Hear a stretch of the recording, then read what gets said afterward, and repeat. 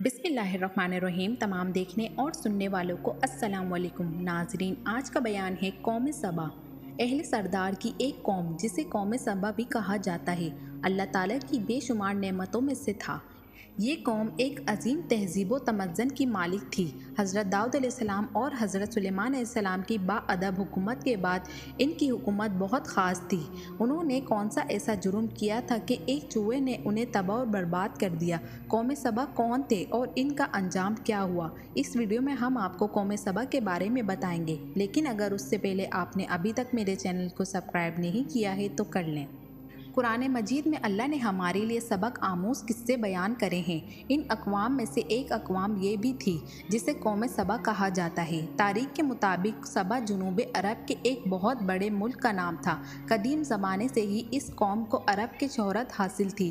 कौम सबा को सबा इसलिए कहते हैं क्योंकि इस इलाके को सबा नामी एक शख्स ने आबाद किया था। लिहाजा इब्ने अब्बास बयान करते हैं, रसूल अल्लाह सल्लल्लाहु अलैहि वसल्लम से कहा गया, सबा कोई मर्द था या औरत या किसी मुल्क का नाम। आप सल्लल्लाहु अलैहि वसल्लम ने फरमाया, सबा एक मर्द था जिसके 10 बेटे थे। उनमें से 6 यमन चले गए थे और 4 शाम चले गए थे। सबा साम बिन नूह की औलाद थे। सबा का असल नाम अब्दु शम्स था।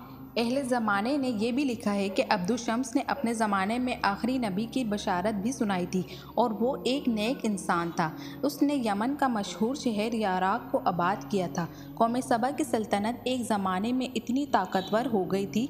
कौम सबा का उरूज का ज़माना 1100 कबल मसीह है। जब दाऊद अलैहिस्सलाम और सुलेमान अलैहिस्सलाम की हुकूमत आई तो ये कौम एक मालदार कौम की हैसियत से मशहूर थी। इब्तिदा में ये लोग सूरज की परस्ती करते थे, लेकिन जब मलका बिल्किस की हुकूमत आई तो सुलेमान अलैहिस्सलाम के हाथों कौम सबा के लोग मुसलमान हो गए।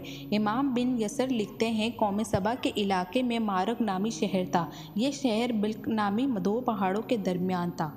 पहाड़ों से बारिश का पानी आने की वजह से ये शहर हमेशा सैलाब की जद में रहता था। लिहाजा इस शहर के बादशाहों में, जिसमें मलका बिल्किस का नाम भी आता है, दोनों पहाड़ों के दरमियान एक मजबूत बंद तैयार किया गया जिसने सैलाब को रोक कर पानी का ज़ख़ीरा बना दिया। बंद के अंदर 3 दरवाजे बनाए गए। इस बंद के नीचे एक बड़ा तालाब था जिसमें से 12 नहरें निकाली गईं। उस शहर के मुख्तलिफ अतराफ़ में पहुँचाई गई। दोनों पहाड़ों के किनारों पर बागात बनाए गए जिसमें हर तरह के दरख्त और हर तरह के फल पैदा होते थे। कहते हैं, कुदरत की सरवानी इस कदर थी कि अगर एक औरत सर पर टोकरी कर कर चल तो वो टोकरी खुद ब खुद भर जाती थी। सैकड़ों मीलों में फैला ये बागात देखने से यूँ लगता था कि ये ख्वाबों का शहर है। किस्म किस्म के फलदार दरख्त और फूल पौधा इलाके में मौतर हो गया था और जब हवा चलती तो इसकी खुशबू से लोग लुत्फ़ अंदोज़ होते थे। अल्लाह ने इस इलाके को बलतीबा करार दिया गया था। कहते हैं, मलका बिल्किस से सुलेमान अलैहिस्सलाम का रिश्ता हो जाने के बाद कौम सबा एक लंबे अरसे तक तौहीद पर कामज़न रही, मगर बाद में उन्होंने बगावत और सरकशी शुरू कर दी। वो लोग काफिर हो गए। उनमें शिर्क और बुत परस्ती का शोर हो गया। बहुत सारे बातिल देवता की पूजा शुरू कर दी। ना कि शेख बल्कि कौम सबा के लोग निहायत ऐश पसंद और अल्लाह के नाशुक्रे बन गए थे और मालो दौलत के नशे में चूर हो चुके थे। वो खुदा की याद से गाफिल हो गए। इतनी नेमतों और राहतों के बावजूद वो अल्लाह को भूल बैठे थे और दुनिया की दिल फरीबी में मस्त हो गए। कौम सबा के लोग इसराफ करने लगे थे और खुदा की नेमतों को बर्बाद करने लगे थे। हालत ये थी कि ये लोग खालिक गंदम की बनी रोटी से बच्चे के बदन की गंदगी साफ़ किया करते थे। बाद में इन गंदी रोटियों को जमा करने से एक पहाड़ बन गया था।